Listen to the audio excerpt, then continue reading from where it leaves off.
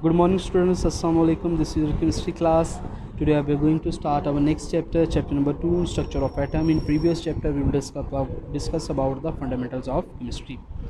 So students, in previous grades, in grade 7 you have learned about the structure of atom and subatomic particles. Subatomic particles are electron, protons and neutrons. In this chapter you will learn about the arrangement of these particles in an atom. Atomic structure was formulated from the series of experiments during the later part of 19th and the beginning of the 20th century. Here we will discuss about the contributions of British physicist Rutherford and Danish physicist Niels Bohr for determining the structure of an atom. So students, today we will discuss about the Rutherford atomic model. In 1911, Rutherford performed experiment in order to know the arrangement of electrons, protons in atom. इससे पहले हम atom के बारे में जान तो चुके थे, सब एटॉमिक पार्टिकल्स के बारे में पता चल गया था जिनका नाम प्रोटॉन, न्यूट्रॉन और इलेक्ट्रॉन्स होता है, लेकिन अभी तक हम उसकी पोजीशन के बारे में बिल्कुल क्लियर नहीं थे कि एटम्स में ये कहाँ लाई करते हैं, एटम्स के किस हिस्से में होते हैं, एटम के अंदर होते हैं या एटम के बाहर होते हैं. तो इसके लिए जो एक्सपेरिमेंट किया गया उसमें सबसे पहले जो एक्सपेरिमेंट था वो रदरफोर्ड का था, तो आज हम उसको देखेंगे. रदरफोर्ड ने जो एक्सपेरिमेंट किया था, रदरफोर्ड ने इस एक्सपेरिमेंट के लिए जो अपरेटस यूज़ किया था उसमें रदरफोर्ड ने एक फॉइल यूज़ की थी जिसका नाम गोल्ड फॉइल था, क्योंकि ये गोल्ड से सोने की बनी हुई थी, जिसकी थिकनेस 0.0004 सेंटीमीटर थी.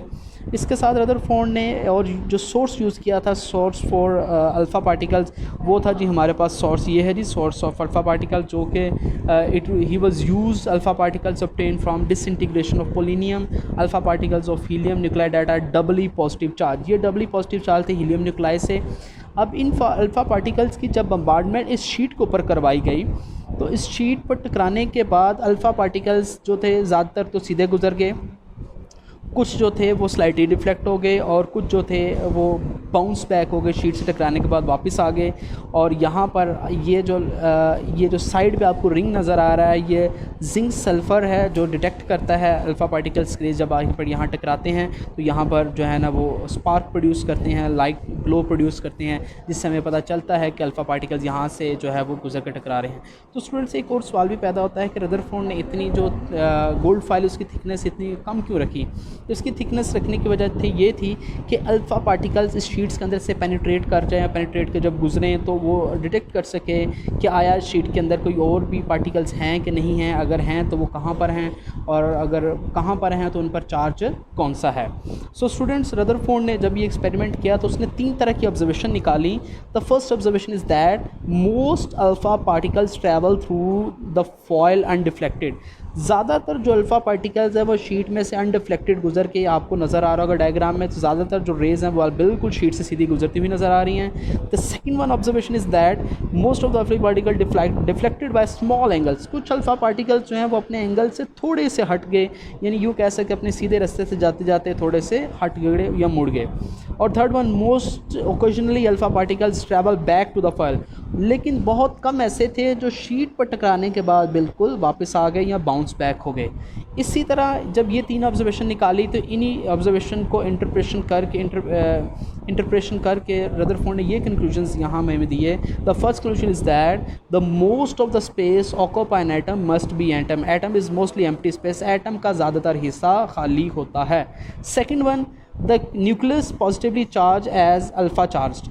अब जिस तरह के अल्फ़ा पार्टिकल्स पर जो चार्ज था वो हीलियम डबल न्यूक्लाई पॉजिटिव था, इसी तरह रदरफोर्ड ने ये कंक्लूजन दिया कि एटम के फॉइल शीट के अंदर भी कोई ऐसा चार्ज है, पॉजिटिव चार्ज है, जो फॉइल के और हमने जो अल्फ़ा पार्टिकल्स पर बम्बार्डमेंट कराई है दोनों पे चार्ज सेम होने की वजह से जो चार्जेस है वो अपने रास्ते से डिफ्लेक्ट हो रहे हैं.